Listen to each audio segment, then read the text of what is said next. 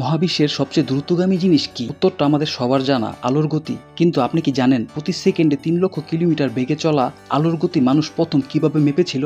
1949 সালে বিজ্ঞানী আলমান্ড ফিজো একটি অবিশ্বাস্য পরীক্ষা করেন। তিনি এই অসাধ্য সাধন করার জন্য একটি বিশেষ ধরনের দাঁতযুক্ত চাকা ব্যবহার করেছিলেন। তিনি প্রায় 8.6 কিলোমিটার দূরে একটি আয়না বসান এবং একটি আলোর রশ্মি, ধরে নিন একটি রেজার দিয়ে লাইট পাঠানো হয় সেই চাকাটির মধ্য দিয়ে। আলোটি চাকাটির দাঁতের ফাঁক দিয়ে বেরিয়ে আয়নায় গিয়ে ধাক্কা খেত এবং আবার সেই চাকাটির অন্য একটি ফাঁকা দিয়ে ফিরে আসতো। পরীক্ষার এক পর্যায়ে তিনি চাকাটির ঘূর্ণন গতি বা স্পিড এতটাই বাড়িয়ে দিয়েছিল যে ফিরে আসার সময় আলোটি চাকাটির ফাঁক দিয়ে না এসে সরাসরি চাকার দাঁতের উপরে পড়তো এবং আলোটি অদৃশ্য হয়ে যেত।